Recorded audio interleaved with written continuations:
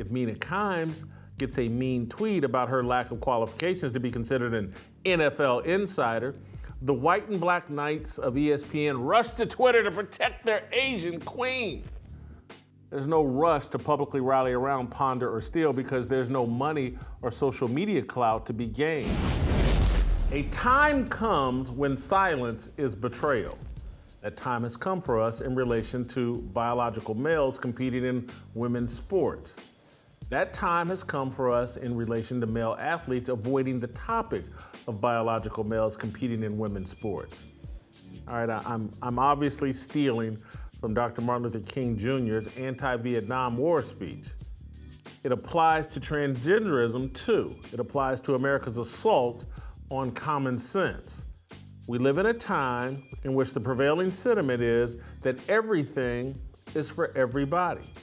It's not true. You can't have it all. You shouldn't desire to have it all.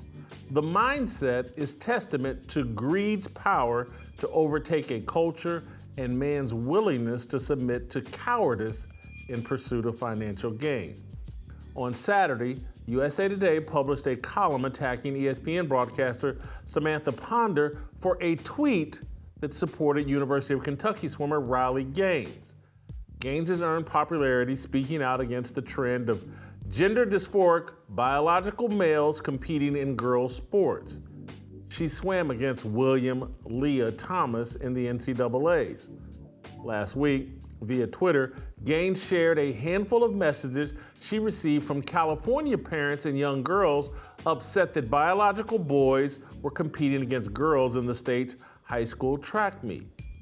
Ponder retweeted Gaines and added a comment.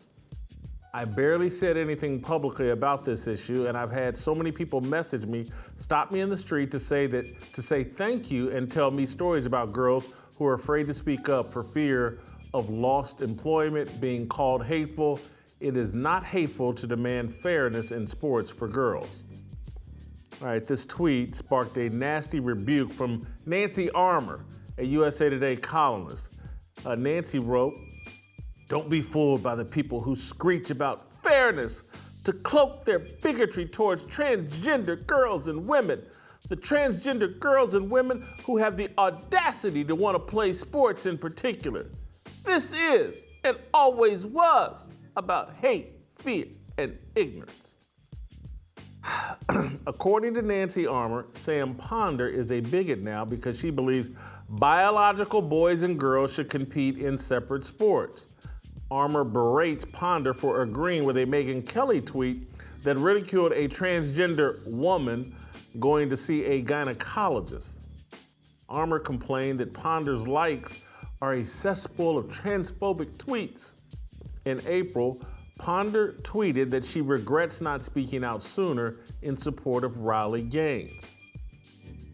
Where are the men at ESPN and throughout the sports world speaking out in support of Samantha Ponder and Sage Steele, another ESPN employee who has been vocal on the trans sports issue? Why are jocks, sports pundits, and men betraying Ponder, Steele, and Gaines? If Mina Kimes gets a mean tweet about her lack of qualifications to be considered an NFL insider, the white and black knights of ESPN rush to Twitter to protect their Asian queen. There's no rush to publicly rally around Ponder or Steele because there's no money or social media clout to be gained. You can't elevate your corporate equity index pointing out the absurdity of men competing against women. Every male ex-jock at ESPN knows it's unfair for biological boys to compete against girls. They're experts on the topic.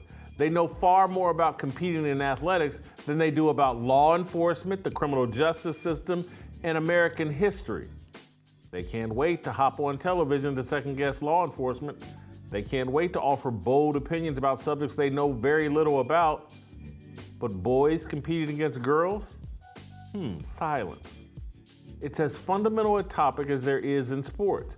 It's the equivalent of debating Jordan versus LeBron or the NFL careers of Tim Tebow and Colin Kaepernick. Why is ESPN avoiding the subject? Because the executives running the network are petrified of the alphabet mafia and the on-air talent fear social media backlash. It's collective cowardice. Two women at ESPN, Ponder and Steele, have more courage than Mike Greenberg, Stephen A. Smith, Ryan Clark, Dan Orlovsky, Jalen Rose, Max Kellerman, and all the other men combined. It's embarrassing. This is what happens when everyone is chasing the bag. It empowers social media to eliminate common sense. I have sympathy for men and women who believe they were born the wrong gender. But common sense makes it clear that not everything is for everybody. A boy who thinks he's a girl doesn't get to compete in girl sports. That's life.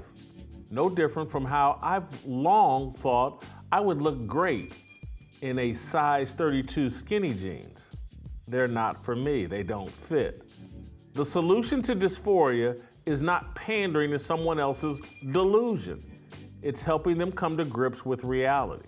And the reality is, the silence of men on the issue of trans athletes speaks to our betrayal of women and God.